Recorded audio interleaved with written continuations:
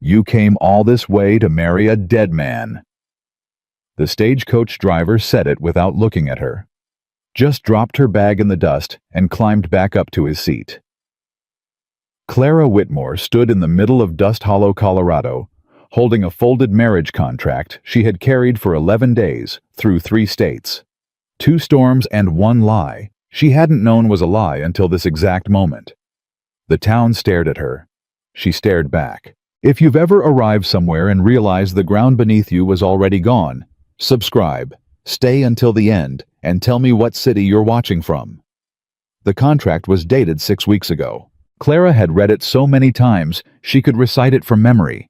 The terms, the property description, the name. Thomas Beecham. Dust Hollow, Colorado. To be wed upon arrival. She had accepted those terms not because she loved the idea of marrying a stranger, but because the alternative was staying in Abilene with nothing but a schoolteacher's salary that barely covered her room and a landlord who had started leaving notes under her door that she didn't want to read anymore. So she had packed everything she owned into one bag, signed her name at the bottom of a contract, and told herself that a known arrangement was better than an unknown future. She had been wrong about that too. "How long?" she asked the stagecoach driver before he could fully disappear. He finally looked at her. Not with cruelty, with the particular blankness of a man who had delivered bad news before and learned that expression was the kindest thing he could offer. 3 weeks near enough. Fever took him fast. "Did anyone—" She stopped, reorganized the question. "Was there a letter sent to Abilene?" "Not my business to know, ma'am." And then he was gone, and Clara was standing alone in the middle of a street that smelled like dry earth and animal heat, and every person within eyeline was watching her with an expression she recognized immediately, the specific calculation of a town measuring what a woman alone is worth. She had seen that look before. She knew exactly what it meant. It meant not much. The boarding house was run by a woman named Mrs. Aldred, who was not unkind, but was also not warm, the particular frontier combination of someone who had survived enough that softness felt like an expense she couldn't justify. She gave Clara a room on the 2nd floor, quoted her a weekly rate, and then stood in the doorway for a moment, as though deciding whether to say something. "You knew Thomas Beecham?" she finally asked. "I knew his name, and his contract terms." Mrs. Aldred nodded slowly. "Then you should know there are men in this town who have been waiting to see who shows up. Now that you have, they'll be by." "Who?" "Aldous Pruitt. He was Beecham's business partner." A pause. "And Gerald Hatch. He's a land agent. Works for interest out of Denver." Clara set her bag on the narrow bed. What kind of interests? The kind that don't like loose ends. She left after that. Clara sat down on the edge of the mattress and pressed her hands flat against her thighs and breathed through the particular sensation of realizing that the danger she had traveled 11 days to escape might be substantially smaller than the danger she had just walked into. Think clearly. That was the instruction she had given herself every time life had tried to make her panic. Her mother had taught her that in the last year before the consumption took her. When everything goes wrong at once, think clearly. Fear is noise. Underneath it, there is always one right next step. The next step was money. She had enough for 2 weeks at Mrs. Aldred's rate. After that, she needed work. She went back downstairs. "Is there laundry work in this town?" she asked. Mrs. Aldred looked at her for a long moment with something that was not quite respect, but was adjacent to it. "Huang's on the East End. He takes help when he can get it. Fair wages." "Thank you. Miss Whitmore." Clara stopped at the door. "Don't let Pruitt talk to you alone. He's polite until he isn't." Aldous Pruitt found her the next morning before she could get to Huang's. He was waiting outside the boarding house with his hat in his hands and the practiced expression of a man who had perfected the art of appearing reasonable. He was somewhere in his 50s, well dressed for the frontier, with the kind of stillness that Clara immediately identified as calculated rather than calm. "Miss Whitmore," he said, "I'm so sorry for your situation. Thomas's passing was a grief to all of us." "I'm sure it was," Clara said, and kept walking. He fell into step beside her without being invited. "I only want to help if you'll allow it. Thomas and I were partners for 7 years. His affairs are somewhat tangled, and as a woman alone, you may find the legal dimensions complex." "I've navigated complex things before, Mr. Pruitt." Of course you have." He smiled. It didn't reach anything above his jaw. "There's a straightforward arrangement that would benefit everyone. I have documents that establish a prior claim on certain property assets, a business agreement between Thomas and myself predating the contract you hold. If you were to simply sign a release—" Clara stopped walking. She turned and looked at him directly, and she let the silence sit for a full 3 seconds before she spoke. "Mr. Pruitt, I arrived yesterday. I haven't spoken to a lawyer. I haven't read a single document. I don't know what Thomas Beecham owned or owed or promised to whom." She paused. "And yet you are standing outside my boarding house at 7 in the morning, asking me to sign a release." He blinked. "That tells me," she continued, "that whatever you want me to sign is something I should not sign, so I will not be signing it. Good morning." She walked away without looking back. Her hands were shaking slightly inside the pockets of her coat. But she walked steadily, and she did not let him see it. Gerald Hatch was different. Where Pruitt operated through the appearance of courtesy, Hatch didn't bother. He came to Huang's laundry that same afternoon while Clara was working her second hour on the hot press, and he leaned against the doorframe with the posture of a man who expected whatever room he entered to rearrange itself around him. "You're the Beecham woman," he said. Clara didn't look up from the press. "My name is Clara Whitmore." "Sure it is." He came inside without being asked. He was younger than Pruitt, late 30s, broad through the shoulders, with the sunburned certainty of a man who had spent years getting what he wanted through a combination of persistence and physical presence. "I represent a land acquisition company out of Denver. We've had an interest in Beecham's acreage for some time." "Then you should speak to his estate attorney." "There isn't one. Beecham died without adequate legal representation, which means the property question is open." He paused. "I'm prepared to offer you a settlement, enough to get back to wherever you came from and start clean." Now she looked up. "I came from Abilene," she said. "I have a room at Mrs. Aldred's. I have work here." "What makes you think I want to go back to Abilene?" Something moved in his expression. Not quite surprise, more like recalibration. He had expected a different kind of woman. She could see him adjusting. "Miss Whitmore?" "I don't know what claim exists on that land," she said. "But I know I haven't been in this town 48 hours, and 2 men have already tried to persuade me to give something up. That pattern interests me." She picked up the next garment. "I'll be speaking to a lawyer. There's only one lawyer in Dust Hollow, and he does most of his work for Pruitt." "Then I'll write to one in Denver." That one landed. She could tell by the half-second delay before he spoke again. "That could take weeks." "Yes," Clara said. "It could." He left. Mr. Huang, who had been working quietly at the far end of the room through all of it, set down his iron and looked at her. He was a small man, precise in everything he did, and he had the particular wisdom of someone who had survived a great deal of suspicion himself. "You are careful," he said. "I'm trying to be. Hatch is not a patient man. Pruitt is worse. Patient men wait." He paused. "Miss Whitmore, there is a man who comes by sometimes when there is trouble near this block. He does not announce himself, but I think it would be useful for you to know his name." "What is it?" "Sheriff Ethan Cole." She didn't meet Ethan Cole that day. She met him 2 days later in the dark when she was walking back from the laundry past the hour.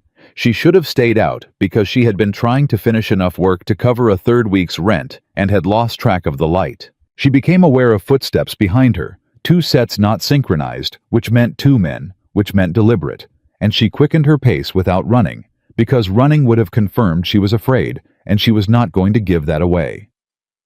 The footsteps quickened too. She was calculating the distance to the boarding house, still 3 blocks, and deciding between turning to face them or cutting through the alley off Mercer Street when a third set of footsteps came from somewhere to her right. Measured, unhurried, moving to intersect the two behind her. A voice said, "Evening." Just that, one word. Flat and quiet the way a man speaks when he is absolutely certain he doesn't need to say more. The two sets of footsteps slowed, stopped. After a moment, retreated. Clara turned around. The man standing at the edge of the alley was in his late 30s, lean and still, with a sheriff's badge that caught the last light. He wasn't looking at her. He was watching the two men leave with the patient attention of someone completing an obligation. Then he looked at her. "Miss Whitmore," he said, "you know my name." This is a small town. She studied him. He didn't shift under the attention. Most men either stiffened or softened when a woman looked at them directly, one to show they weren't intimidated, one to show they were kind. Ethan Cole did neither. He simply stood there present and unperformed. "Were you following me?" she asked. "I was in the area." That's not an answer. A pause. "I've been in the area most evenings this week." Clara absorbed that. Something moved in her chest that she immediately categorized and set aside, because whatever it was, she did not have room for it right now. "Do you know who those men were?" she asked. "I know who they work for." Hatch. One of them. The other one's Pruitt's.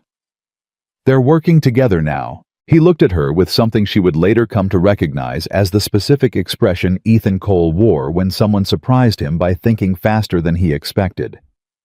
"Seems like it," he said. "That means they think time matters," Clara said. "They wouldn't combine resources if they thought this would resolve slowly. Something has a deadline." The expression deepened. "That's an interesting read." "Is it accurate?" He was quiet for a moment. "There's a court session scheduled in 6 weeks. Judge from Denver comes through twice a year. If a property claim isn't established before he arrives..." He stopped. "It gets harder to establish afterward," Clara finished. "Because someone else will have filed first." "Yes." "What do I need to do?" He looked at her steadily. "First thing is to stay alive for 6 weeks. And the second thing, find out what Beecham actually left you." She found out 4 days later. The letter came through the post from a man named Silas Greer, who identified himself as Thomas Beecham's cousin and the informal executor of his affairs, informal, because Thomas had not anticipated dying at 43, with no children, and a business partner who would immediately begin contesting everything he owned. Silas was in Pueblo. He wrote, trying to reach her since Beecham died, but letters to Abilene had returned unanswered. He left a will, the letter said, registered with the county clerk in Dust Hollow before he died. He left you 40 acres, the water-bearing land on the north end of the property. He left you this because he said a woman who would marry a stranger deserved to arrive somewhere safe. He said that in those words. Clara read that sentence 3 times. A woman who would marry a stranger deserved to arrive somewhere safe. Thomas Beecham had never met her, had only read her letter responding to his advertisement in an Abilene paper, and he had thought, apparently, that the willingness to take that kind of risk earned something in return. She folded the letter carefully and put it in her coat. Then she went to find Ethan Cole. She found him at the jail, not dramatically, not in crisis, just knocking on the doorframe of his office while he was doing paperwork, which felt strangely ordinary for a moment, that was changing everything in her life. He looked up. "He left me 40 acres, she said. "Water-bearing land. There's a will registered with the county clerk." Something moved through his expression quickly. Recognition and something harder to name. "When was it filed?" "Before he died. Silas Greer in Pueblo has confirmation." "Have you seen the actual will?" "Not yet. I need to go to the clerk's office." He was already standing. "I'll go with you." "You don't have to. Pruitt has a relationship with the deputy clerk," he said. "I want someone at that office who isn't in his pocket when you make this request." She looked at him. He wasn't offering protection in the way men usually offered protection, which was to say, as a transaction with an unstated expectation attached. He was offering witness, presence, the specific resource of a man whose badge meant that anything done in front of him was harder to undo later. "All right," she said. "Thank you." They walked to the clerk's office together, and Clara was aware of the town watching them, not with the measuring calculation of her first day, but with something more complex now. She was no longer entirely readable to Dust Hollow. She had survived a week. She had work. She had an address. And she was walking next to the sheriff. The deputy clerk was a young man named Ferris, who went visibly still when Ethan walked in behind Clara. He found the will in the filing cabinet without argument. He placed it on the counter. He did not make eye contact with anyone. Clara read every word. It was exactly what Silas Greer had described. 40 acres. Water rights, her name written in Thomas Beecham's own hand, the handwriting slightly unsteady, which meant he had signed it while he was already sick. He had used his last coherent days to make sure a woman he had never met would have ground to stand on. She pressed her thumb against the edge of the paper to stop her hand from shaking. "Is it complete?" Ethan asked quietly. "Yes. Then we file your claim today, before anyone else files a competing document." "Can they do that, file something false against a legitimate will?" "People do all kinds of things when the land is worth enough." He looked at her. "We're going to make sure they don't get the chance." Clara set the document back on the counter and looked at Ferris. "I'd like a witnessed copy, please, and I'd like the original sealed with the court." Ferris looked at Ethan. Ethan said nothing, just looked back. Ferris reached for the seal. She was back at her room by noon with a copy of the will in her bag, and the original locked in the county court safe, and the knowledge that Pruitt would know what she had done before the afternoon was out. She sat on the edge of her bed and let herself feel for exactly 3 minutes everything she had been setting aside all week. The fear, the exhaustion, the particular grief of arriving somewhere for a life that didn't exist and having to build a different one from the materials available. Then she straightened her back and thought, one right next step. The land was legally hers. The legal contest was just beginning. But she had arrived in this town with nothing.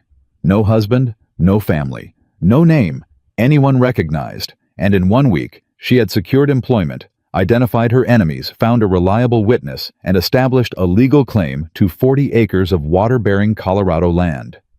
Not bad, she thought, for a dead man's wife. She almost smiled.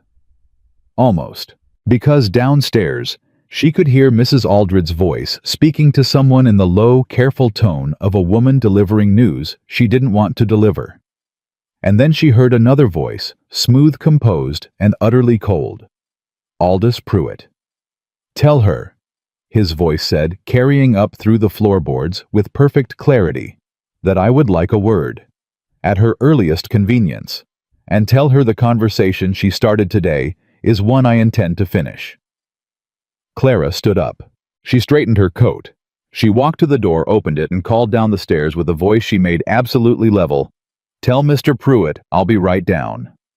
Because that was the one right next step. And Clara Whitmore had never once in her life run from the next step. Pruitt was sitting in Mrs. Aldred's front parlor, like he owned it, which Clara suspected was exactly the impression he intended to create. He had his hat on his knee, and a cup of tea he hadn't touched, and the expression of a man who had rehearsed this conversation and was confident in how it ended. Clara sat down across from him without being invited to, and looked at him directly, and waited. He smiled first. "Miss Whitmore, I want to begin by saying that nothing about today's events changes my respect for your position." "That's a careful way to start," she said.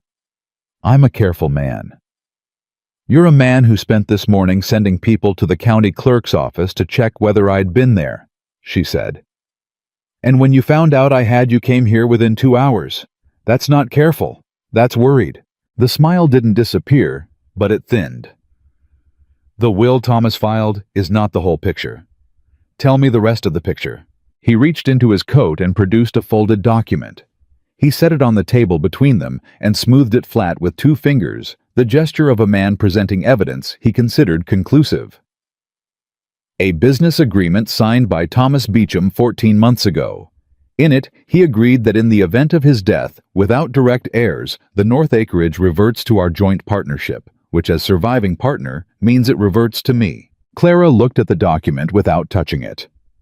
When did Thomas sign his will? A pause. I beg your pardon. His will. The one registered with the county clerk. When was it signed and dated? I'm not certain of the exact. 8 months ago, she said. I read it this morning. 8 months ago, after your agreement, Thomas Beecham went to the county clerk and signed a will superseding all prior arrangements. He named me specifically. He registered it formally.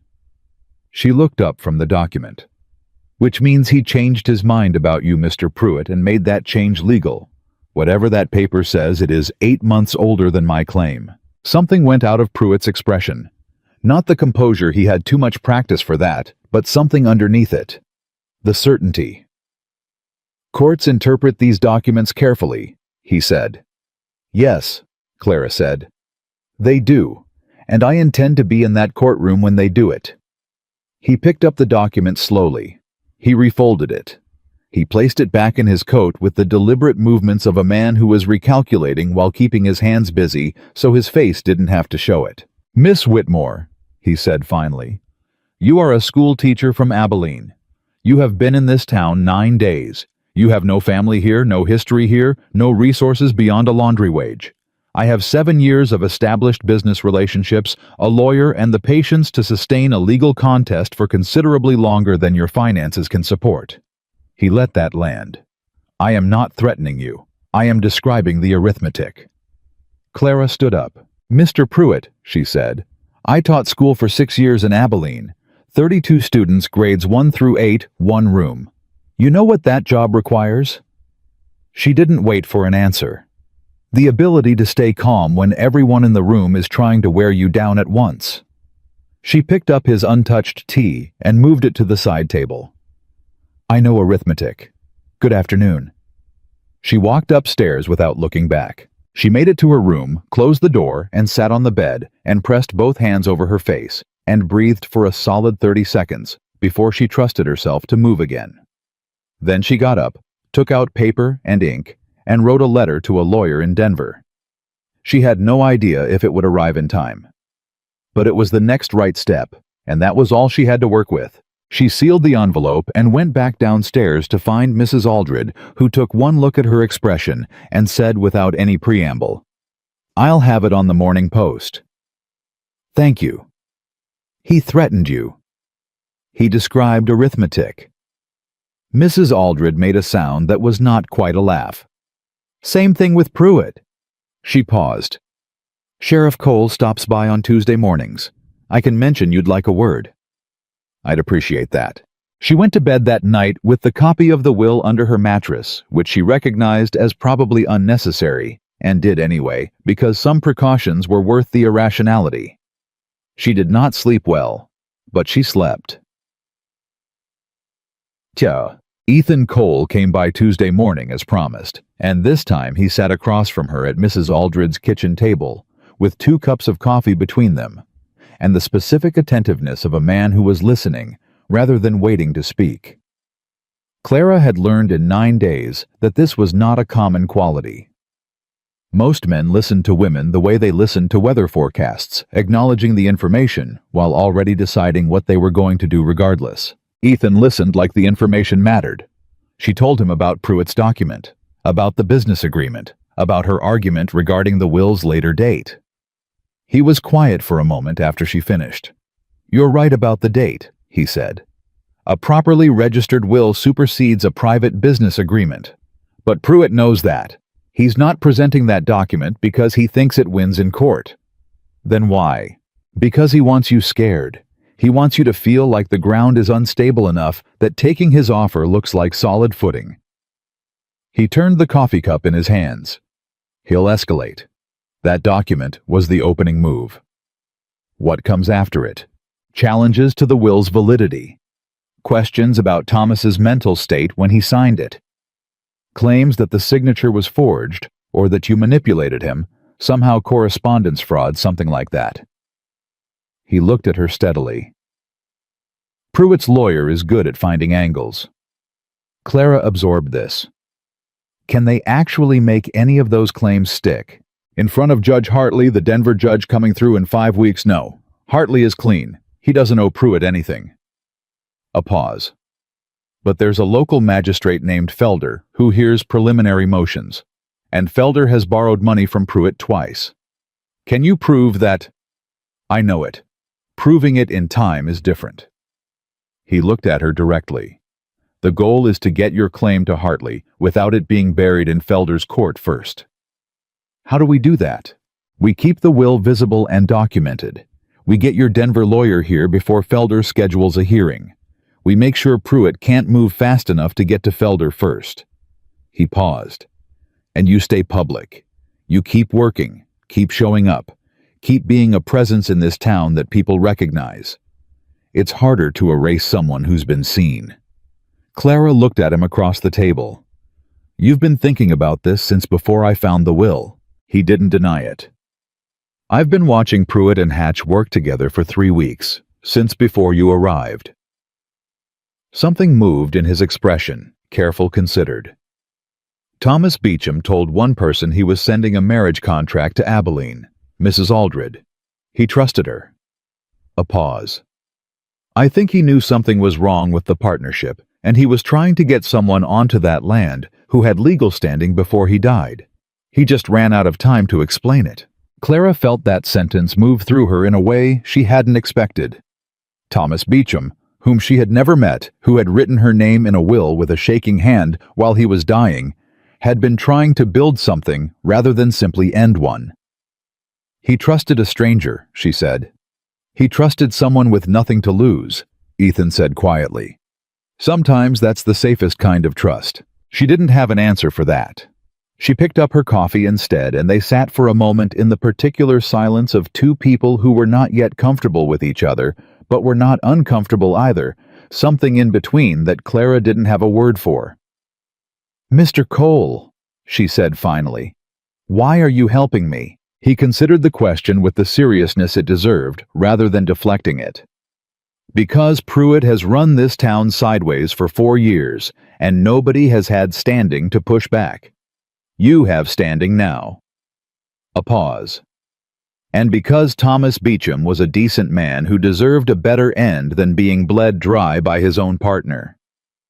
"That's a principled reason," she said. "I have principled reasons." I wasn't questioning them. He almost smiled. It was a small thing, barely a shift in the line of his mouth, but she noticed it and filed it away with the same care she was filing away everything else she was learning about this town.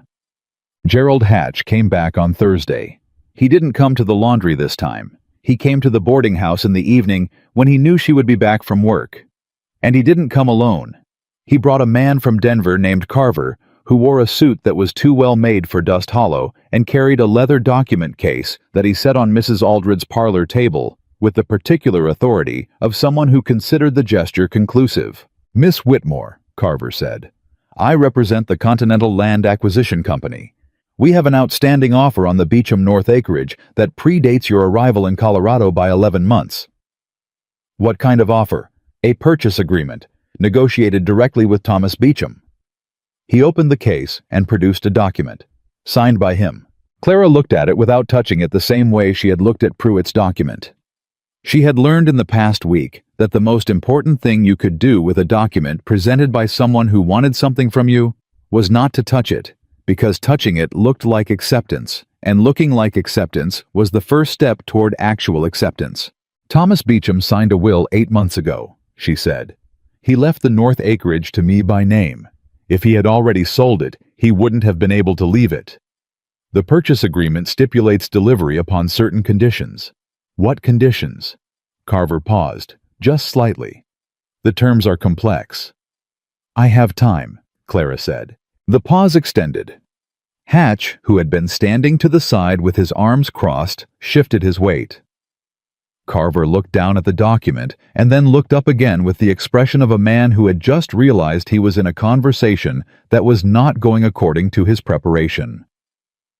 The conditions involved Beecham securing clear title, he said carefully. And did he secure clear title before he died? The process was, did he or didn't he? No, Carver said. He did not. Then the sale was not completed, which means the property passed through his will, not through an incomplete purchase agreement. She met his eyes.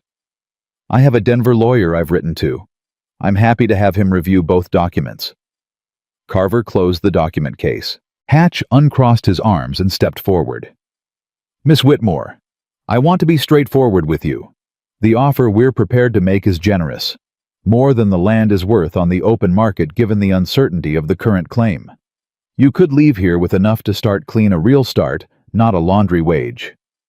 I have a real start, she said. You have a fight, he said, and you don't have the resources for a long one. Mr. Pruitt said something similar. Then maybe you should listen to both of us. Clara looked at him for a long moment. She thought about the two men who had followed her in the dark 4 days ago. She thought about Pruitt's document and Carver's document and the particular coincidence of two competing interests suddenly coordinating their pressure on the same woman in the same week. You and Pruitt are working together now, she said. Something flickered across Hatch's face. Not quite surprise, more like the expression of a man deciding how much to acknowledge. We have common interests. Your company wants the land to sell it. Pruitt wants the land to keep it. Those aren't common interests, they're contradictory ones. She looked at him steadily. Unless Pruitt isn't actually planning to keep it. Unless there's a prior arrangement between him and your company that I don't know about. She paused. Is that what this is? He gets a payment. You get the acreage, and together you present a unified front that's harder for me to contest than either of you alone. The silence that followed was its own answer.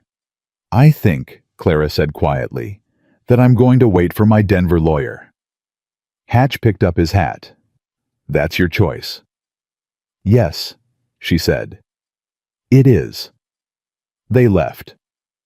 Mrs. Aldred appeared in the kitchen doorway the moment the front door closed, holding a dish towel with both hands, with the tightness of a woman who had been listening very carefully.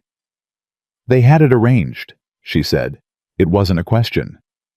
I think so. Thomas knew. Mrs. Aldred's voice was lower now.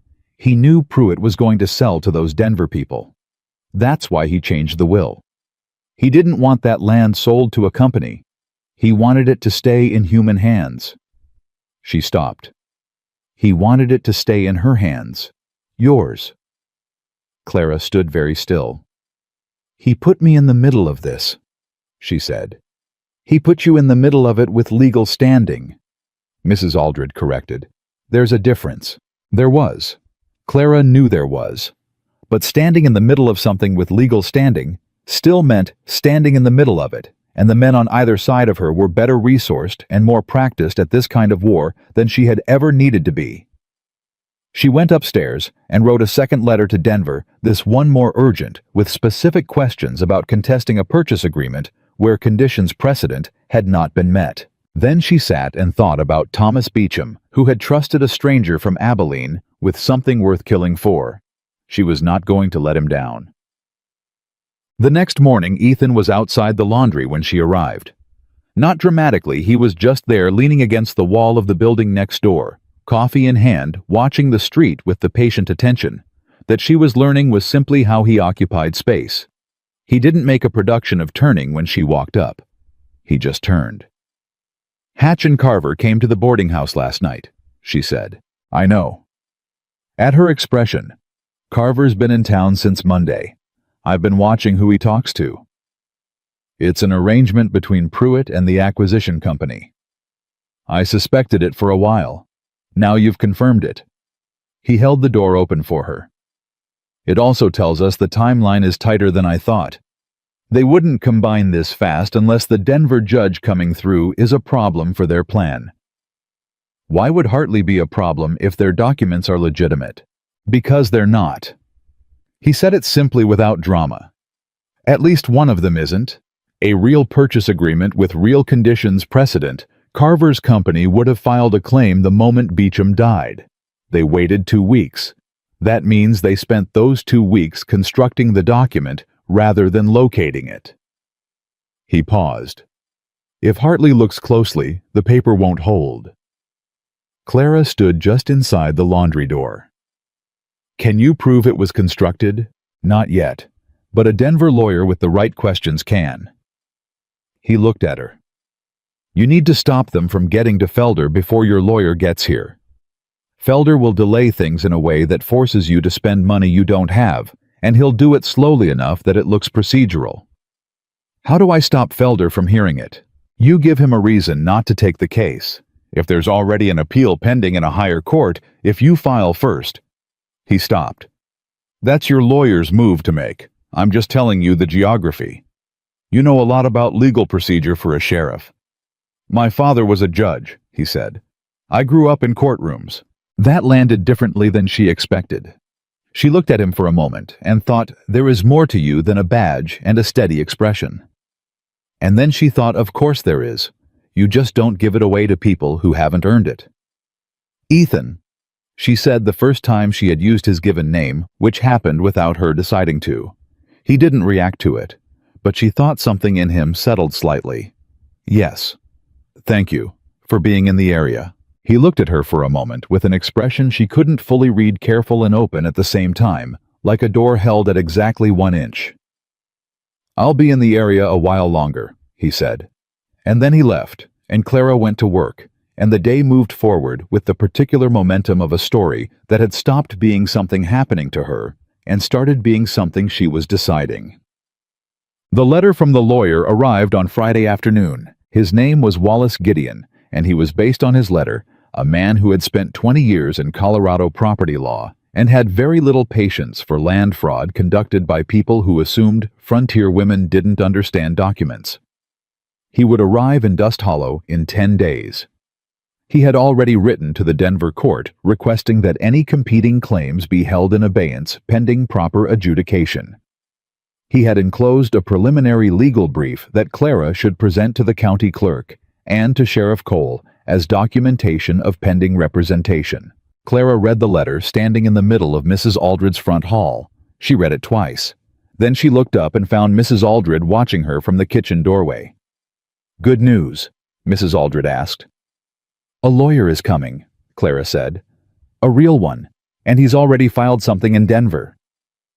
Mrs. Aldred closed her eyes for just a moment. When she opened them, there was something in her expression that Clara had not seen there before, something that looked very much like relief. Thomas would have liked you, she said quietly. Clara folded the letter carefully and put it in her coat next to the copy of the will. She had been in Dust Hollow for 14 days. She had survived 2 approaches from Pruitt, 2 from Hatch, 1 coordinated pressure campaign, and 1 night of being followed in the dark. She had work. She had legal representation. She had a will registered in a sealed court safe. And she had a man who showed up in the area without being asked and stayed without demanding anything, who spoke to her like her intelligence was a resource worth consulting rather than an inconvenience to manage. She was not safe yet. But she was not losing.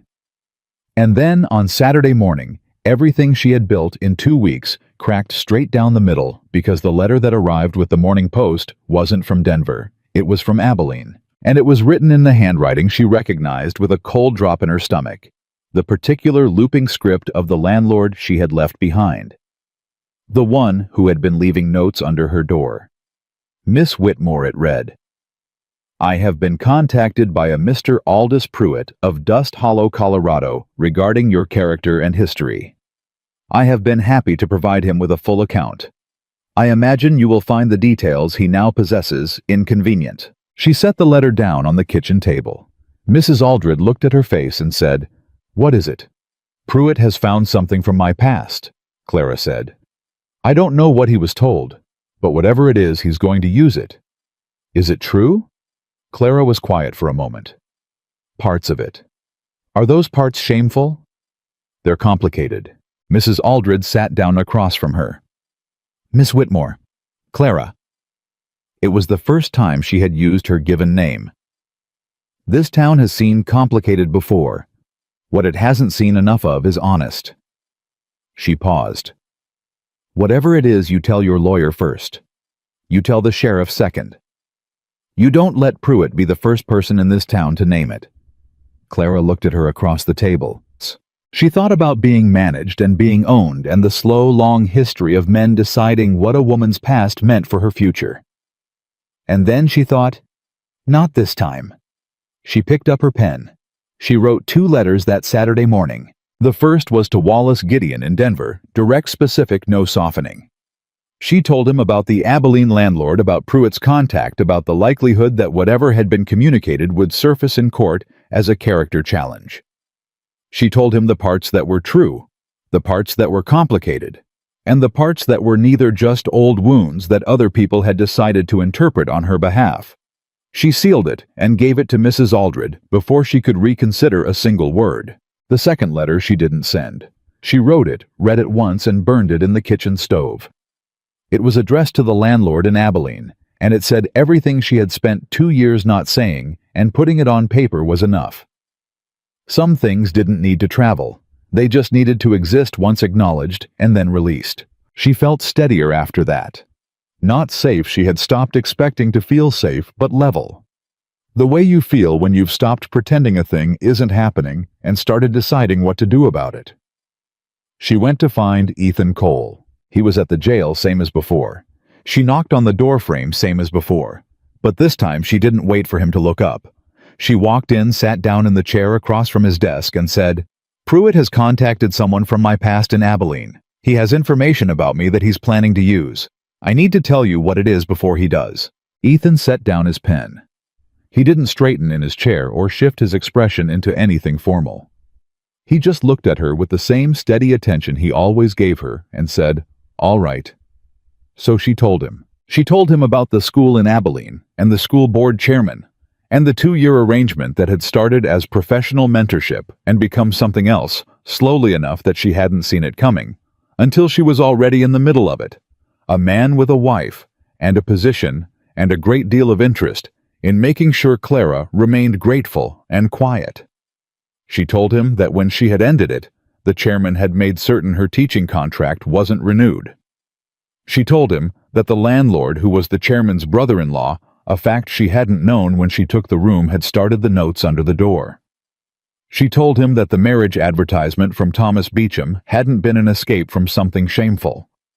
It had been an exit from a situation that was becoming dangerous. She told it plainly, without apology and without performance. She kept her eyes on his face the whole time because she had learned that watching someone's face when you told them something difficult was the fastest way to know whether they were worth trusting. Ethan Cole's face did not change in the way she was braced for. No calculation. No careful neutrality that was really judgment wearing a polite expression.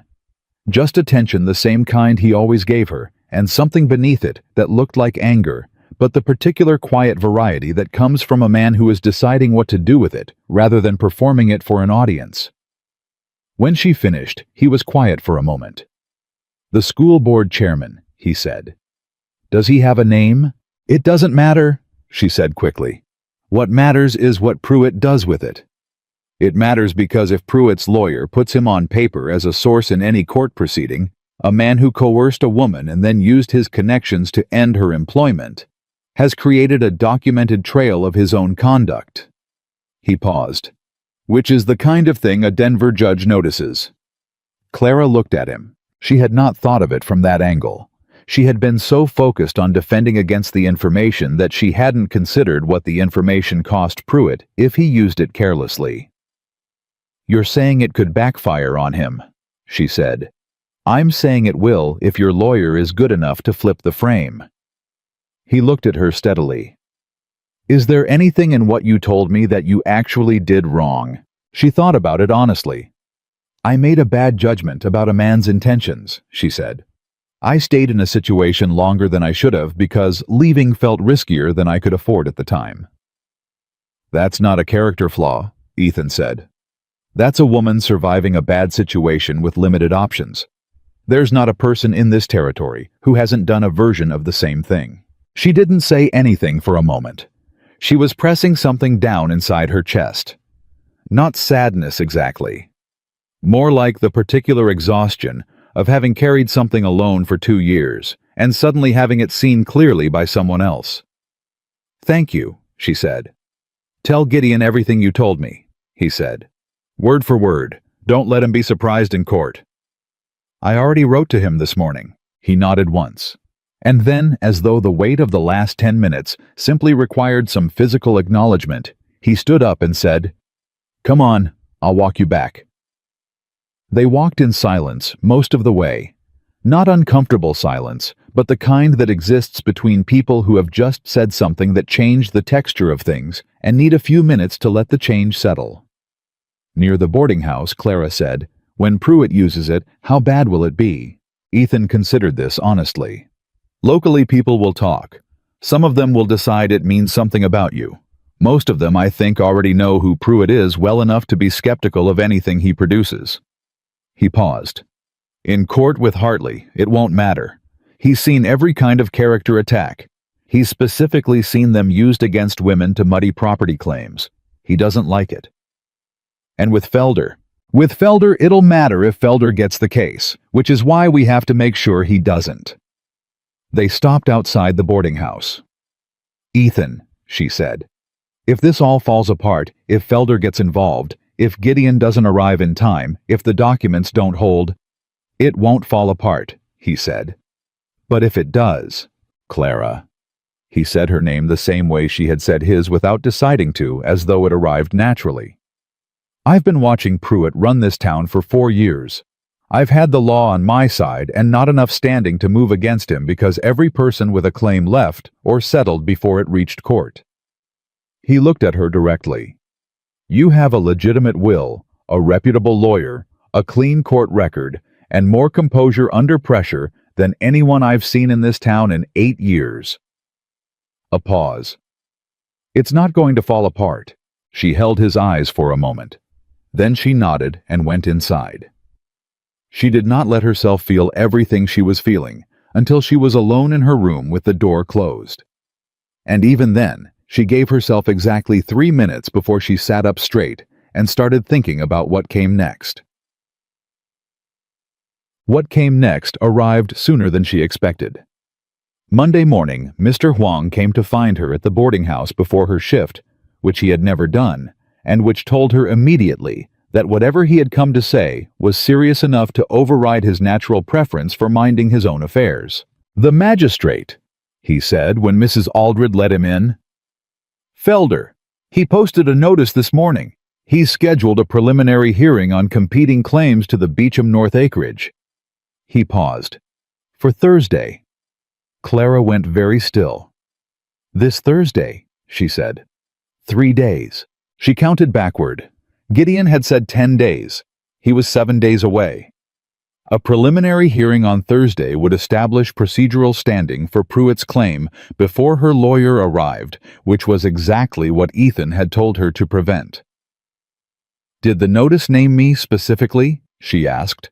"By name. And it listed Pruitt's business agreement as the primary document under consideration." Huang paused. "Not the will. Not the will." Felder was structuring the hearing around Pruitt's document and omitting hers entirely, which was either a procedural error or something considerably worse. "Thank you," she said. "Thank you for telling me." She was moving before he reached the door.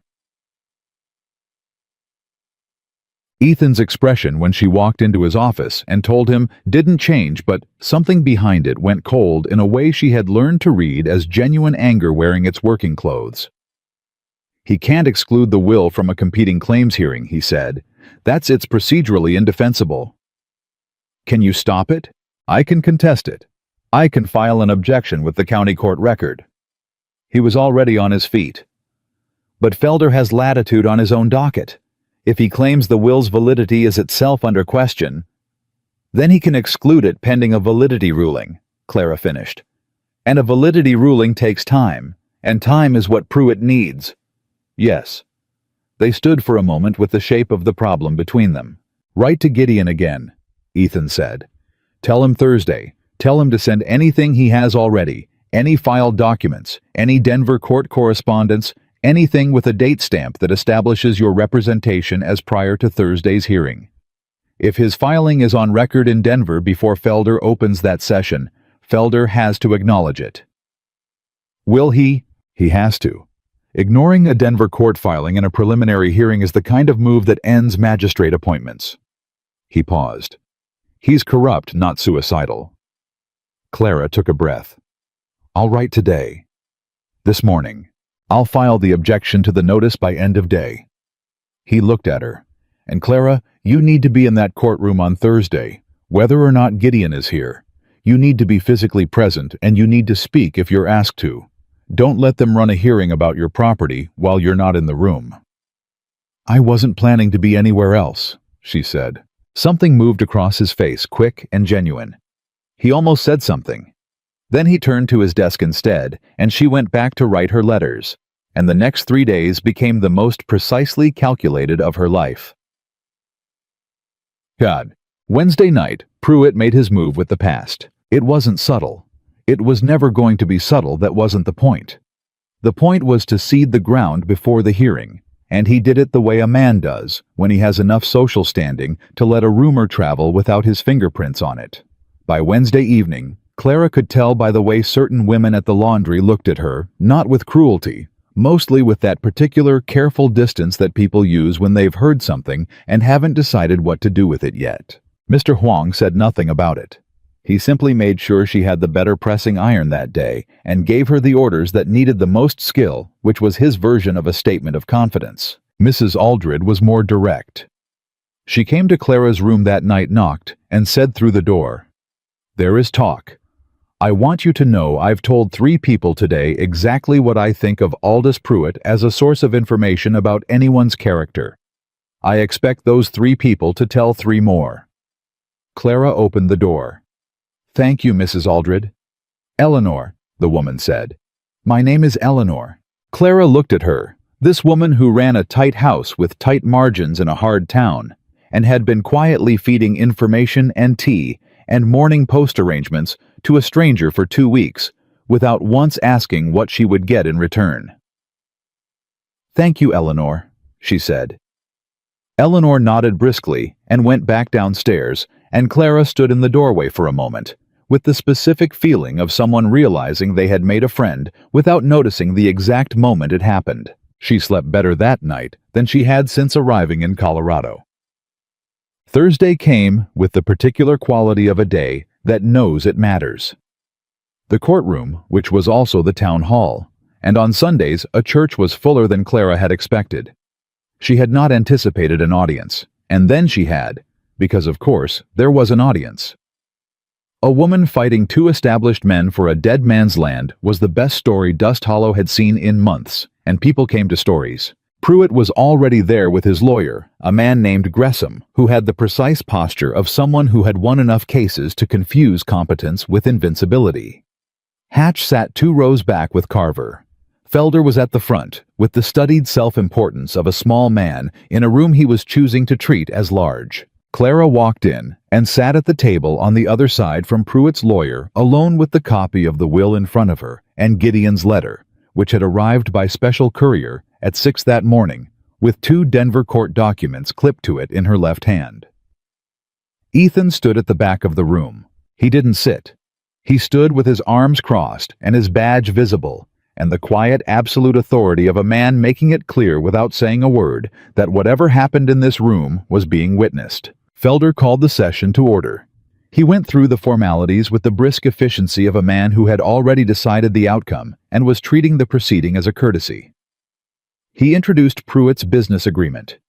He introduced Gresham. He described the hearing as a preliminary determination of standing. He did not mention the will. Clara stood up. "Magistrate Felder," she said. Felder looked at her with the expression of a man who had not expected to be interrupted before he finished his introduction. "Miss Whitmore, you are not represented by counsel. I am represented by Wallace Gideon of Denver, who filed notice of representation with the Denver District Court 4 days ago." She placed Gideon's letter and the court documents on the table and slid them forward. "I have documentation of that filing. I also have the registered will of Thomas Beecham, which I request be entered into this hearing's record. The will's validity is itself under Under what proceeding? She asked. Has a validity challenge been formally filed with the Denver court? Gresham was on his feet. Magistrate, the witness is out of order. I'm not a witness, Clara said clearly. I'm a claimant, and I'm asking a procedural question. She turned back to Felder. Has a formal validity challenge been filed with the Denver District Court? Because if it hasn't, excluding a registered legal document from a competing claims hearing would itself constitute a procedural violation subject to review. The room had gone very quiet. Felder looked at Gresham. Gresham looked back with the expression of a man recalculating. Pruitt, for the first time since Clara had met him, was not wearing his composed expression. He was wearing the expression that lived underneath it, tight and cold, and recalculating too. The Denver filings, Felder said, reaching for the documents. The top one is Mr. Gideon's notice of representation, Clara said. The second is a Denver court order requesting that any preliminary proceedings in competing claims to Beecham North acreage be conducted with full recognition of all registered documents, including the will filed with Dust Hollow County Clerk on. She looked down as though checking, though she had memorized it, the 14th of March, 1878. Felder read it. He read it again. He set it down with the careful movements of a man who had just understood that the room he was in had an audience, and that certain things done in front of an audience could not be undone. The will, he said, will be entered into the record. Gresham sat down. Pruitt said in a low voice something to his lawyer that Clara couldn't hear, but that produced a very specific tightening around Gresham's jaw. Clara sat down. Her hands were absolutely steady on the table. She had made sure of that. Whatever was happening in her chest, the thundering, the disbelief, the wild, shaky relief of having prepared well enough, she kept it below the table. Above the table, she was exactly what she had told herself she would be in that room, present, documented, and immovable. Felder proceeded. Gresham presented the business agreement. Clara responded to each point with the specific counter-documentation she and Gideon had discussed in his letter, the date of the will superseding the agreement, the incomplete conditions precedent in the purchase arrangement, the registered Denver filing. She didn't argue emotionally. She argued with paper, which was the only language courts respected. By the time the session was 2 hours in, Gresham had shifted from offense to damage control. He was no longer trying to establish Pruitt's claim as primary. He was trying to establish that it was worthy of full court consideration, which was a much smaller ask, and which Clara was prepared to give him because full court consideration meant Hartley. And Hartley was clean. When Felder called a recess, Pruitt leaned across the aisle. "You had help," he said. "I had preparation," she replied. "Gideon won't come cheap." "No," she agreed. "He won't." "You're a laundress, Miss Whitmore. You can't sustain this." She looked at him with the particular steadiness that came from having already decided a long time ago not to let men like him determine what she could or couldn't sustain. "I suppose we'll see," she said. The recess ended. Felder, to no one's surprise but with considerable visible discomfort, ruled that the competing claims would proceed to full adjudication before Judge Hartley at the Denver session in 4 weeks. Both documents, the business agreement and the will, would be presented. Neither claim was dismissed. It wasn't a win, but it wasn't a loss either. It was more precisely exactly what she had come to that courtroom to achieve, a level floor. She gathered her documents and stood and turned toward the door, and Ethan was still at the back of the room with his arms crossed, and when their eyes met, he nodded just once, a small, precise movement that said everything it needed to say without a word. She walked past him and out the door and stood in the street and let the October air come into her lungs and stayed there for a long moment. Then she heard footsteps behind her, and she knew without turning who it was. "You were good in there," Ethan said. "I was prepared." "That's what good looks like." She turned. He was looking at her with that expression she still didn't have a full word for the open door held at 1 inch. But it was open a little wider today than it had been. "Gideon will be here in 3 days, she said. "Good. And Hartley in 4 weeks. "Yes." She looked at him. "Pruitt is going to use the Abilene information in the full court session." Probably. Will it matter? He was quiet for a moment. Not to the right people. He held her gaze. And not to me. She felt that land somewhere in her chest with a weight she didn't try to categorize. All right, she said. And then, because it was true, I'm glad you were in the room. I'll be in the room in 4 weeks too, he said. She nodded. She turned toward the boarding house. She had a letter to write to Gideon, and a week of work ahead of her, and a legal war that was just entering its most dangerous stage. But she had been in Dust Hollow for 3 weeks now, and she was still standing.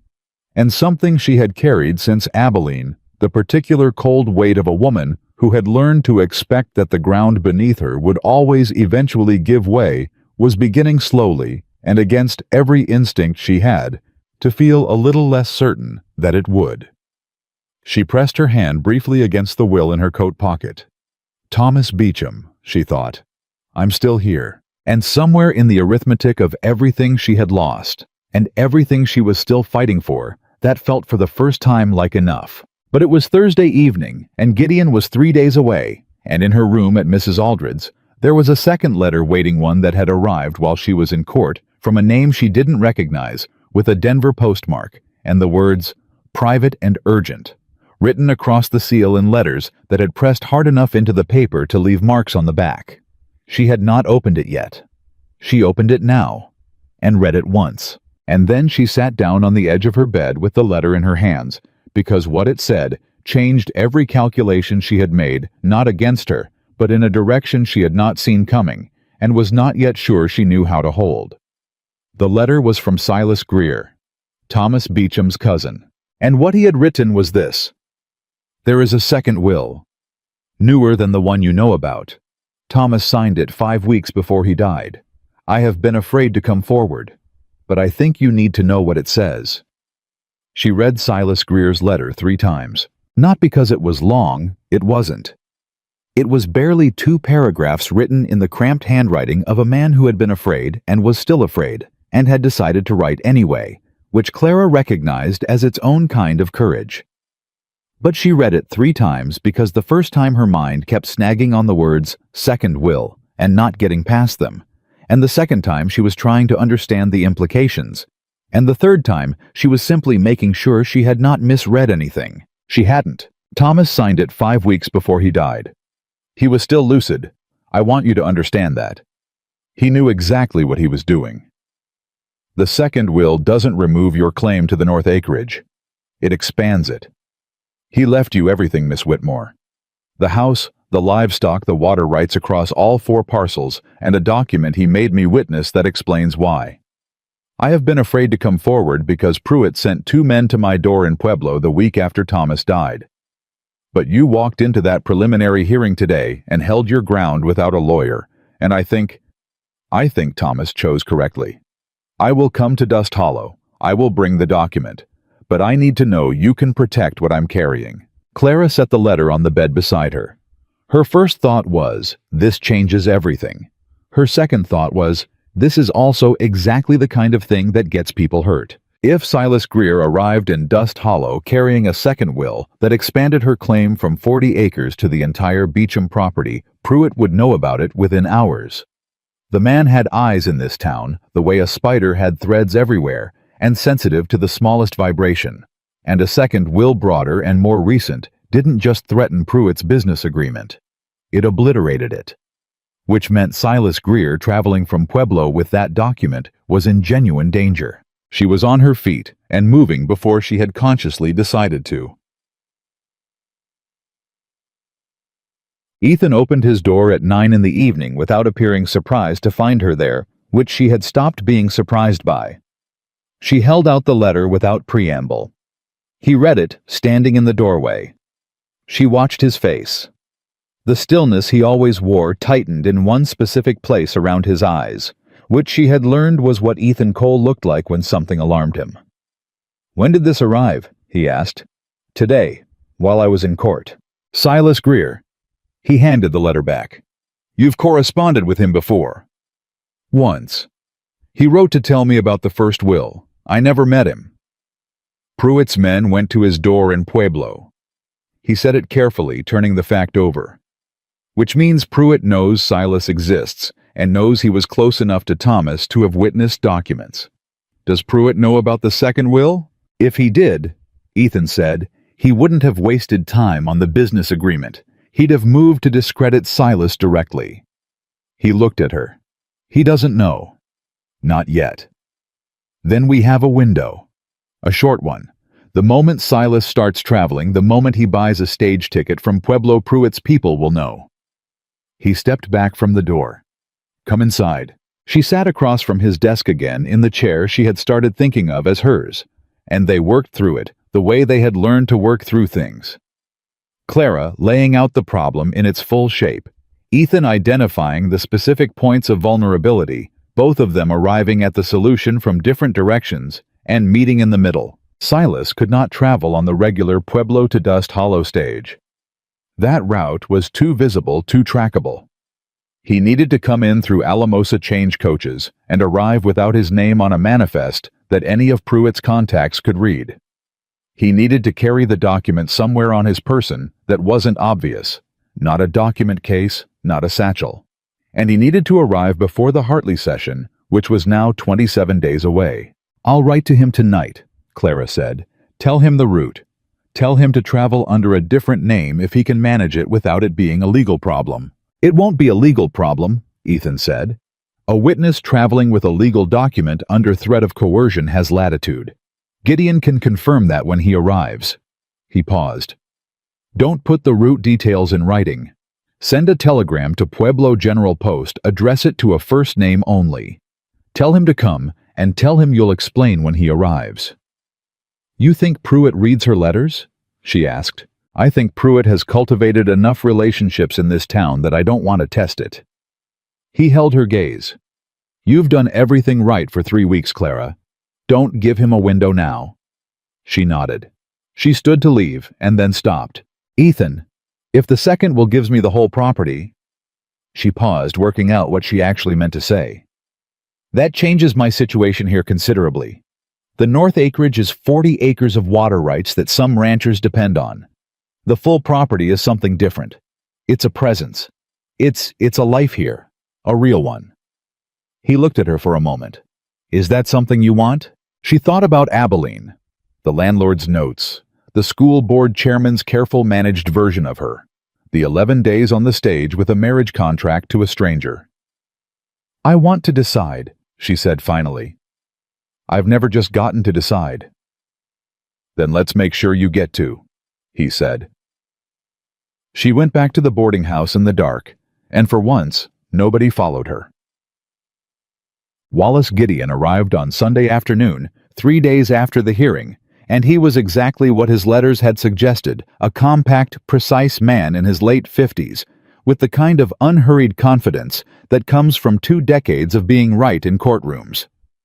He shook Clara's hand with the brisk efficiency of a man who didn't waste handshakes, sat down at Mrs. Aldred's kitchen table, and spent 4 hours going through every document she had, while asking questions so specific and well-ordered that Clara found herself thinking, this is what it feels like to have someone fully on your side. She told him about the second will at the end of the 4 hours. He was quiet for a moment. You're certain Silas Greer is reliable? He asked. I'm certain Thomas Beecham trusted him enough to make him a witness. And the document itself, you haven't seen it? Not yet. Gideon tapped his pen against the table twice. If it's legitimate, properly dated, properly witnessed sound in its language, it supersedes the first will entirely and makes the business agreement not just secondary, but irrelevant. He paused. It also makes the hearing in front of Hartley considerably simpler. We're not arguing which competing claim takes precedence. We're simply presenting the most recent legal expression of Thomas Beecham's wishes. He looked at her. Pruitt has nothing to put against a properly executed second will. His entire case collapses. He'll try to challenge its validity. He'll try, and he'll fail if the document is what Silas Greer says it is. Gideon closed his folder. Get Greer here safely. That's the only thing that matters now. She had already sent the telegram. The reply came Tuesday. Arriving Thursday. Traveling as suggested. Bringing everything. Clara read it twice, folded it, and felt the particular sensation of a story approaching its decisive turn. Not the end, not yet, but the moment when all the pieces that have been in motion stop circling and begin to land. Pruitt felt it too.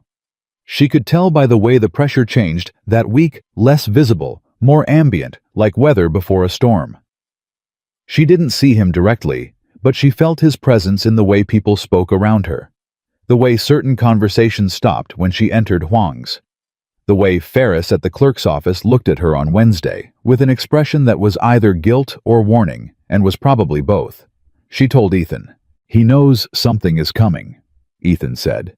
"He doesn't know what, but he knows." What does he do when he knows something is coming and doesn't know what it is? He moves against what he can see. Ethan looked at her directly. "Which is you?" "What does that look like?" It could be the Abilene information going public more aggressively than before. It could be pressure on Gideon's retainer. It could be something against the boarding house. He paused. Or it could be he sends someone to find out what's coming on the Thursday stage. Clara went cold. He'd intercept Silas. He'd try to find out who Silas is and what he's carrying. Whether he goes further than that depends on what he finds.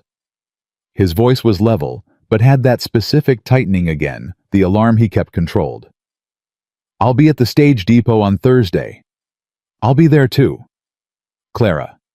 "He's coming because I asked him to," she said. "I'll be there." Ethan looked at her for a moment. Something moved in his expression that she recognized now, that open door a little wider again. "All right," he said. "Together then." Thursday arrived the way important days do, ordinary on the surface, charged underneath. The stage from Alamosa came in at 2 in the afternoon. Clara and Ethan were at the depot when it rolled in, standing together with the easy proximity of two people who had stopped pretending they weren't paying attention to each other. Clara was watching the passengers. Ethan was watching the street. 3 people stepped down. A woman with a child, a merchant with sample cases, and a man in his 60s, slight and weathered with a worn coat, and the eyes of someone who had been frightened for weeks, and was frightened still, but had decided that the fear wasn't a good enough reason to stay home. He saw Clara and something went out of his posture, not confidence exactly, but relief. The specific relief of arriving at the right place. "Miss Whitmore," he said. "Mr. Greer." She took his hand in both of hers. "Thank you for coming." He looked at Ethan. Ethan said his name and his role, and shook the man's hand, and Silas Greer looked between them, with the evaluating attention of someone deciding how much safety he was actually standing in. "Nobody followed me," he said. "I watched the whole way from Alamosa. But someone was asking questions at the Pueblo depot when I left. I don't know if they found anything." "What did you travel under?" Ethan asked. "My mother's name, Hartwell." "Good." He looked at the street behind the stage with the calm focus of a man running calculations. "Let's get you inside." They were at Mrs. Aldred's within 10 minutes. Gideon was waiting. Silas sat down at the kitchen table that had become over the past 3 weeks the operational center of everything Clara was building, and he reached inside his coat and produced an envelope that had been folded flat against his chest for 3 days of travel. He set it on the table. Nobody moved for a moment. Then Gideon reached for it and Silas said, "Read it aloud. I want her to hear it the right way." Gideon opened the envelope. He unfolded 2 pages of close, careful handwriting. A man's script, slightly uneven, the hand of someone who had written it slowly and deliberately. He read the date first. October 3rd, 1877. 5 weeks before Thomas Beecham died. He read the document in full in the quiet kitchen with Mrs. Aldred standing in the doorway and Ethan at the wall and Silas Greer, with his hands flat on the table, and Clara sitting very still with her eyes on the pages. Thomas Beecham left her everything. But it was not the legal language that stopped the room. It was the paragraph Gideon read near the end, the one that wasn't required language, the one Thomas had apparently insisted on including over a notary's objection that it was irregular. "I am writing this because I want the woman who agrees to come to understand why I am asking it of her. I have no family I trust with this land. I have a business partner I no longer trust at all. I am dying, and I know I am dying. And I want this land to go to someone who will fight for it, not because it was given to her, but because she has earned it by showing up. The woman who answers this advertisement and travels to Dust Hollow will have already proven something that most people never do, that she is willing to bet on herself when the odds are unclear. That is the person I want to have this. Not as charity, as a recognition. She will know what to do with it. I trust that she will. Gideon stopped reading. The kitchen was very quiet. Clara looked at the table. She pressed her lips together. She breathed carefully through something that was moving in her chest in a way she was not going to perform for anyone. Not grief, not relief, but the specific interior earthquake of a stranger seeing you accurately before he ever met you. She will know what to do with it. I trust that she will. Is it sound? She asked. Her voice was level. It's sound, Gideon said. Properly dated, witnessed, notarized. The handwriting matches the first will. The language is clear and unambiguous. He looked up. This is your document, Miss Whitmore. Everything Beecham owned passes to you. There is no competing claim that can stand against this in front of any competent judge. Silas Greer let out a breath he seemed to have been holding for weeks. Ethan pushed off from the wall and said in his particular quiet way, "We file it in the morning. County clerk sealed with a copy to Denver court, before Pruitt knows Silas is in town." Agreed, Gideon said. Clara looked at the document for a long moment. Then she looked at Silas Greer. Did he know? She asked. When he wrote that, did he know what Pruitt was planning? Silas nodded slowly. He'd found the forged agreements 2 months before he died. He knew Pruitt had been in contact with the Denver Land Company for over a year, that the whole partnership had been a position from Pruitt's side to eventually acquire the water rights and sell them. He paused. Thomas couldn't fight it himself. He was too sick, and he didn't have time, so he found another way. He looked at her steadily. He found you. The filing happened at 7 the next morning when Ferris arrived to open the clerk's office and found Clara and Gideon and Ethan already on the steps waiting. Ferris went pale in a way that told Clara everything she needed to know about what he had already communicated to Pruitt, and then went paler still when he understood what they were filing. He sealed it without argument. He sent the Denver copy on the Morning Post. He did not make eye contact with anyone. By 9 o'clock, Pruitt knew. Clara was at Huang's when the word reached her not directly, but through the specific charge that ran through the town when something shifted at the top. 2 of Pruitt's regular contacts came into the laundry that morning and left quickly, and Mr. Huang looked at her with quiet satisfaction and said, "The air is different today." "Yes," Clara said. "It is." By afternoon, Pruitt's lawyer Gresham had filed a validity challenge with Felder's court. By evening, Gideon had filed a motion to transfer all proceedings to Denver, citing the active Denver court filing and the established pattern of local judicial conflict of interest. He used the word pattern with the specific precision of a man who had been collecting evidence of Felder's relationship with Pruitt for several days and was now deploying it exactly when it would cause the most structural damage. Felder sat on the transfer motion for 18 hours. Then he granted it. Clara was in the kitchen with Eleanor Aldred when Gideon brought the news. Eleanor put down her spoon and looked at the ceiling and said something under her breath that might have been a prayer, or might have been a profanity. It had the cadence of either, and then turned back to her stove with the decisive efficiency of a woman who expressed strong emotion through cooking. There was an extraordinary supper that night. Silas Greer sat at the table. Gideon sat at the table. Ethan sat at the table, which was not a thing that had happened before. Ethan had always been in doorways and at walls and on the periphery of rooms present, but unattached, and the fact that he sat down, pulled a chair in, and accepted a plate without ceremony felt to Clara like its own kind of statement. She didn't say anything about it, but she felt it. After supper, when Gideon had gone to his room and Silas was asleep in the chair by the fire and Eleanor was washing up, Clara and Ethan stood on the boarding house porch in the cold October dark, and Clara said, "Pruitt is going to come after Silas tonight, or he's going to try to." I know, Ethan said. I've got someone watching the depot and someone watching this street. You arranged that before supper. Before supper, he confirmed. She looked at him. You don't tell me everything you're doing. No. Why not? He was quiet for a moment. Because some of it is my job, and you have enough to carry without also carrying what I'm managing. He paused. And because you have good instincts, and I don't want you second-guessing them by loading you with information that isn't yours to act on. It was, she thought, the most carefully considered form of respect she had ever been paid by anyone. The hearing is in 3 weeks, she said. Yes.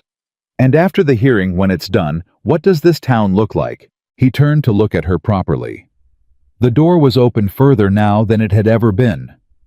I think it looks like a town where Pruitt doesn't run things anymore, he said, and where the water rights on 40 on all the Beecham acres are managed by a woman who understands what they're worth and won't be pressured out of them. He paused. And where a school teacher might consider whether there are children who need teaching, given that the current teacher left in August. Clara looked at him. You've been thinking about after. I've been thinking about after for a while. She was quiet for a moment. Something in her chest that had been held at careful distance for weeks moved closer. She let it. Ethan, she said. That night in the street the first time I saw you, you said you'd been in the area most evenings. Yes? Why did you start before you knew about the will? Before you knew any of it mattered legally? He looked at her steadily. Because you stepped off that stage alone and didn't flinch, he said. And I've been in this town 8 years, and I have not once seen someone do that. A pause. I wanted to know if you were going to be all right. And something in his face settled fully open now, no more held at 1 inch. I think you're going to be more than all right, he said. She felt the warmth of that move through her, the way the first real warmth of April moves through something that has been frozen slowly in layers, each one requiring the one before it. She didn't say everything she was thinking, but she didn't have to. 3 weeks, she said. 3 weeks. He agreed. They stood in the cold dark for a while longer, and the town was quiet around them, and somewhere a dog barked once and went silent, and Clara Whitmore, who had arrived in Dust Hollow with 1 bag and a dead man's contract, and nothing behind her, stood on the porch of a place that had become, without her fully noticing, something that felt like the beginning of home. She pressed her hand against the will in her coat one more time. Thomas Beecham. I know what to do with it. And she did. The 3 weeks before the Denver hearing were the longest and the most clarifying of Clara Whitmore's life. She had expected the waiting to feel like suspension, like being held in place while other people decided things about her. Instead, it felt like construction. Every day had a specific purpose, a specific task, a specific forward movement that she could measure and check against the day before.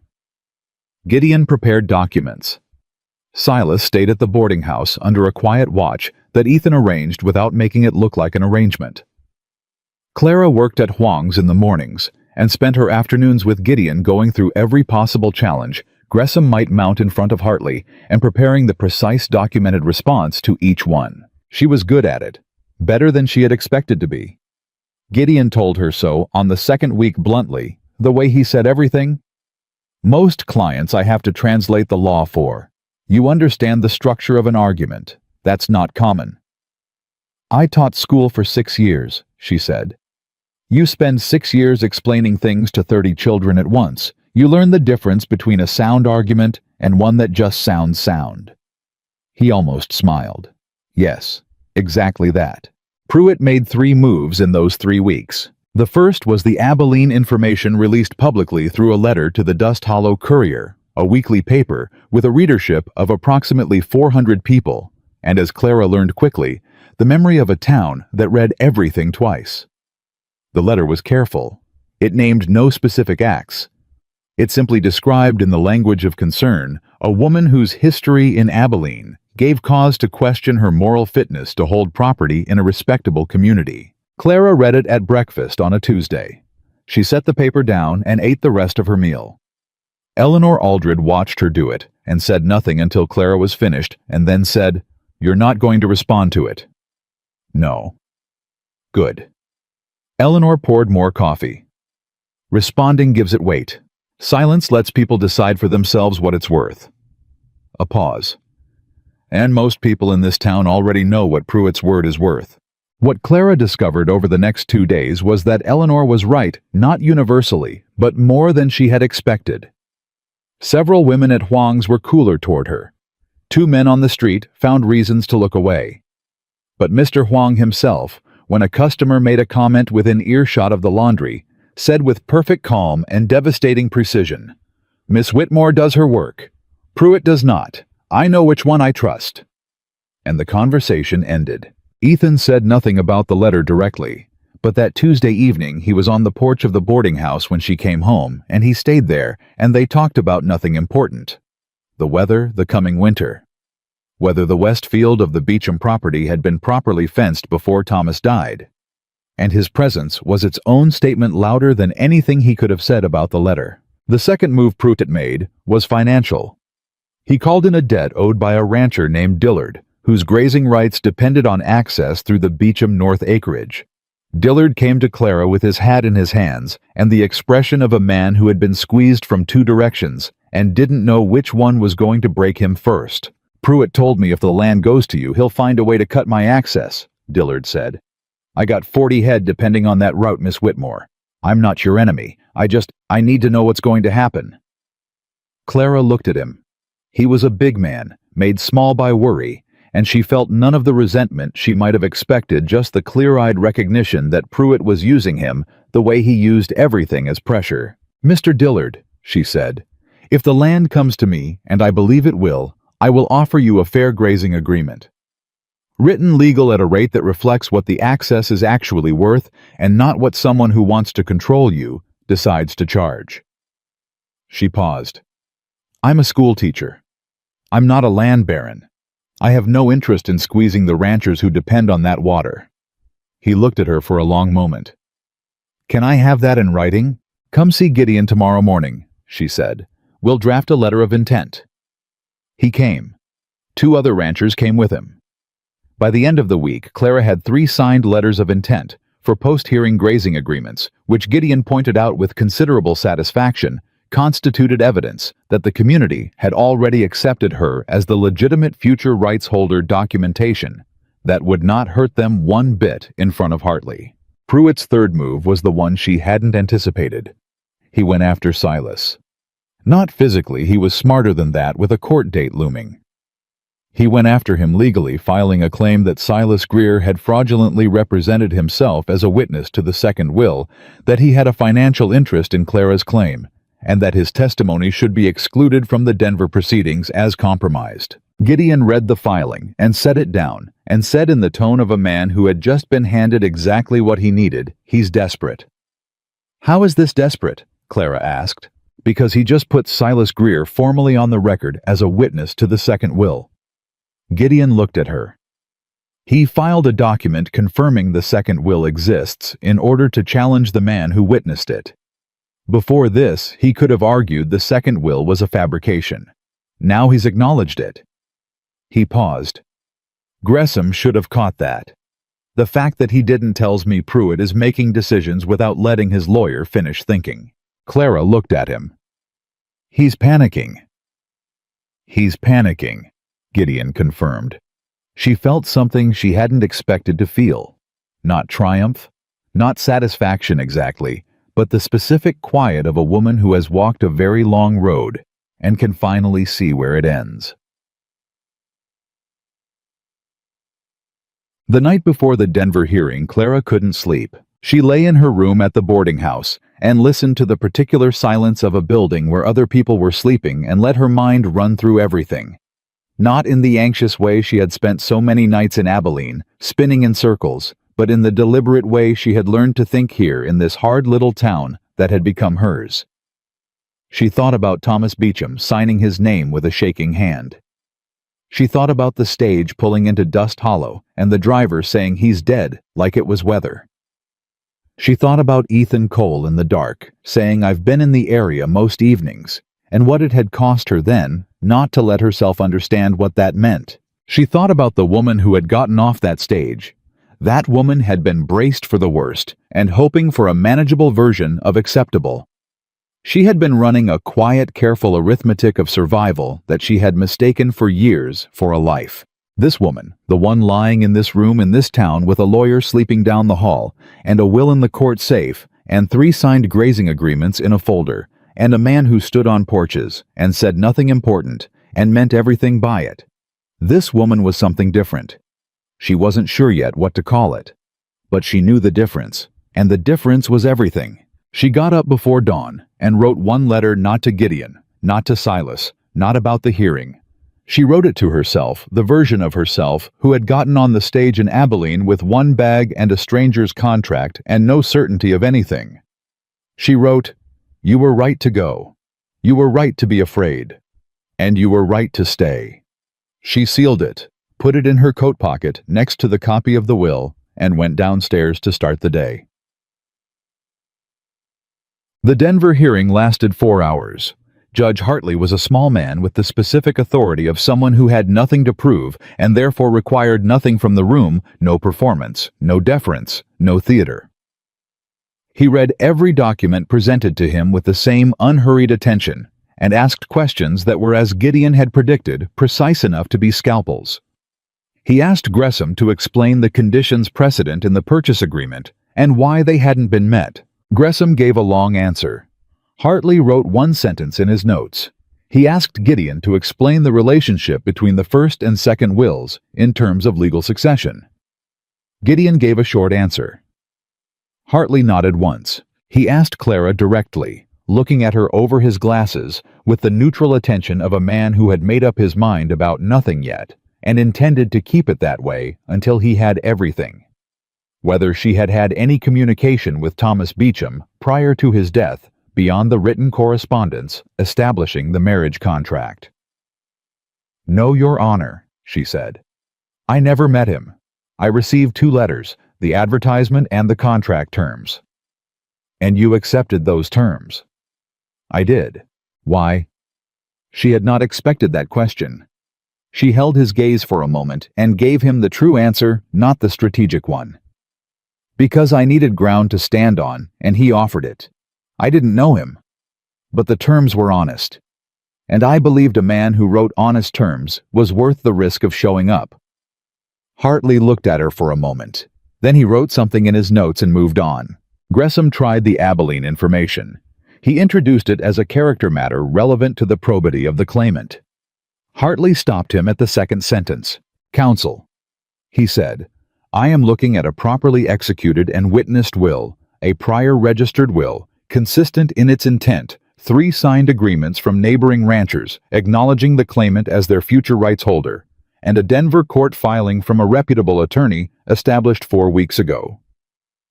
The character of the claimant is relevant to a moral proceeding. This is a property proceeding." He set down his pen. "Move on." Gresham moved on. He had nothing left after that.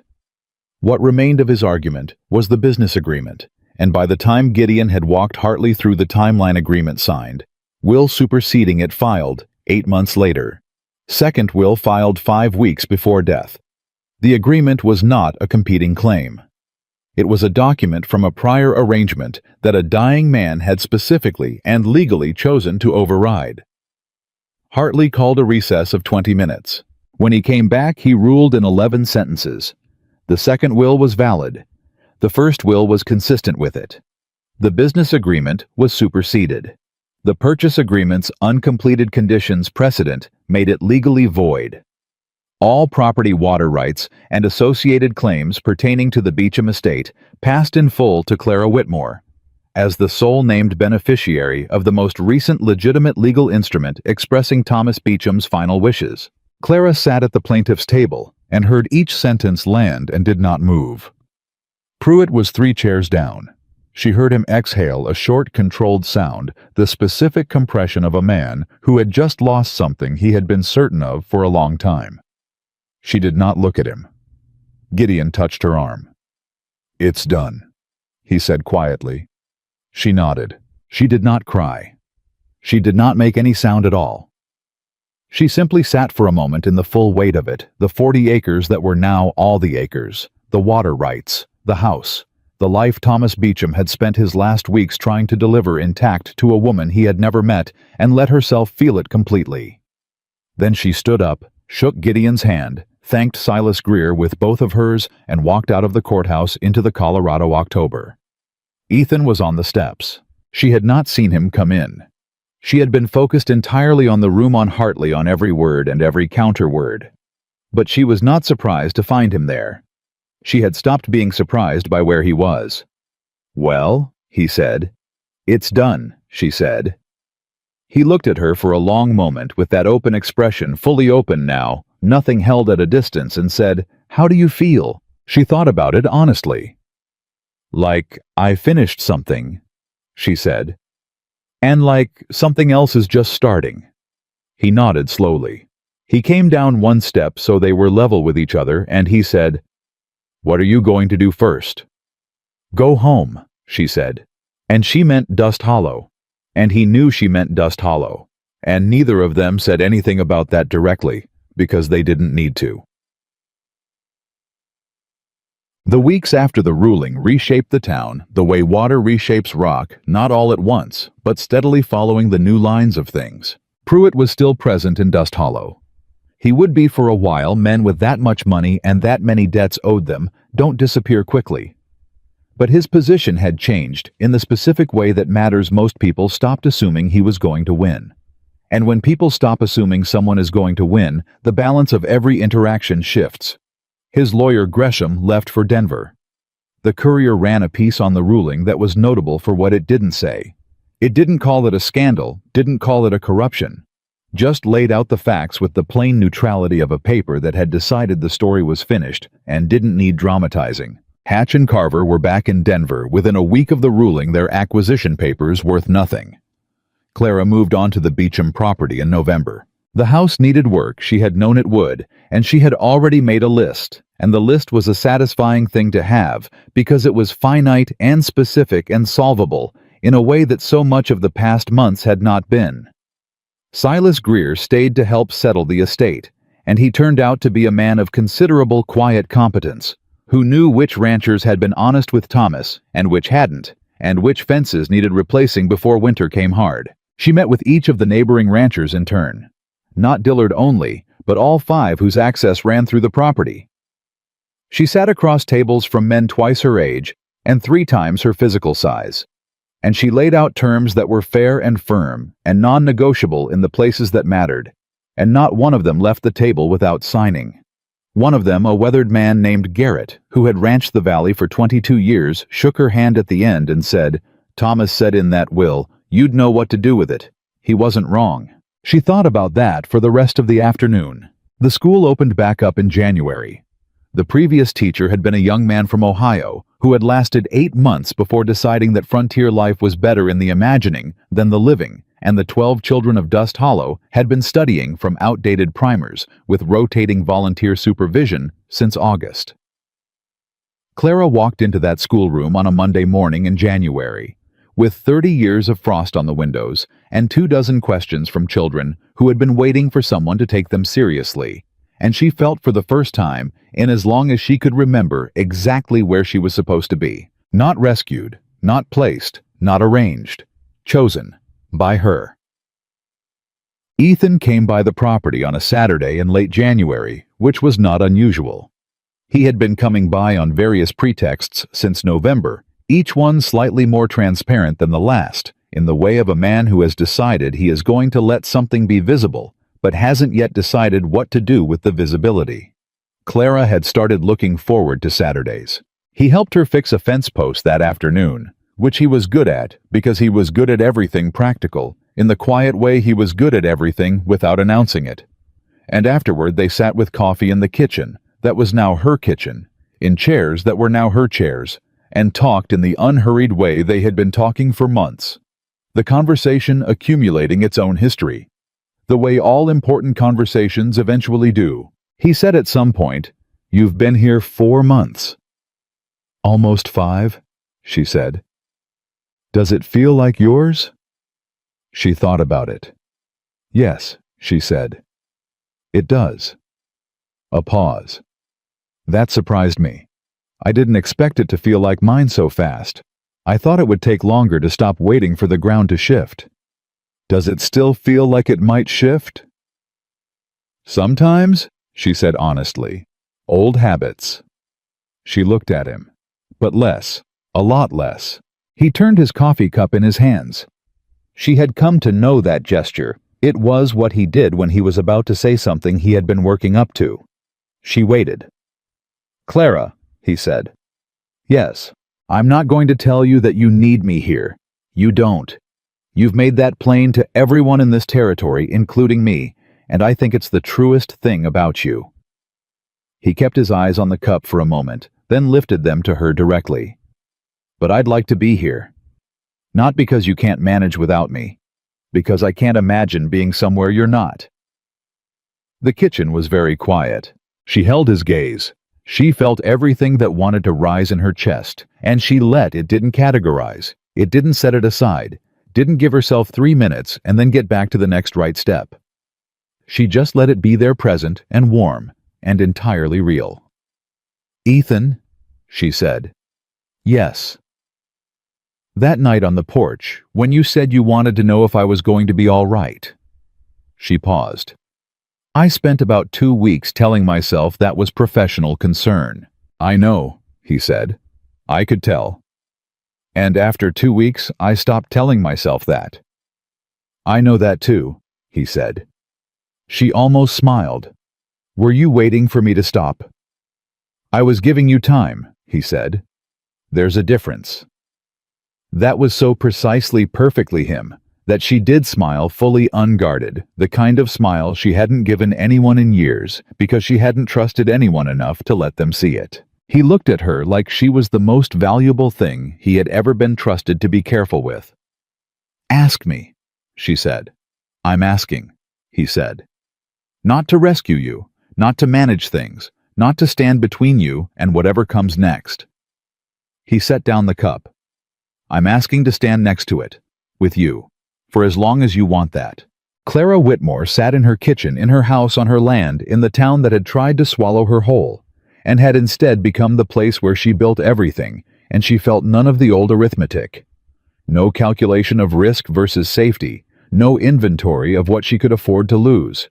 Just the clean, clear, unencumbered knowledge of what she wanted. She had been terrified once. Of marriage, of dependence, of handing herself to a situation she couldn't control, and a man who might not deserve the trust.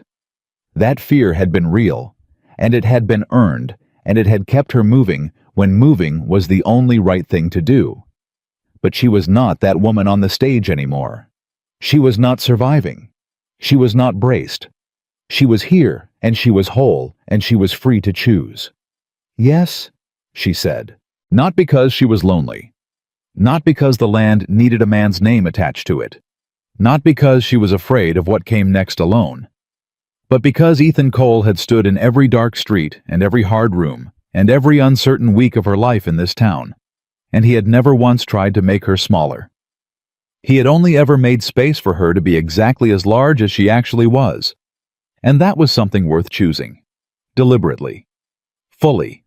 Without fear. He reached across the table and took her hand, and she let him. And outside, the wind was coming across the Beecham land, her land, and carrying with it the cold, clean smell of Colorado. In January, the smell of something that had survived the harshest season and was still standing. Clara Whitmore had arrived in Dust Hollow with one bag, a dead man's contract, and no ground beneath her feet.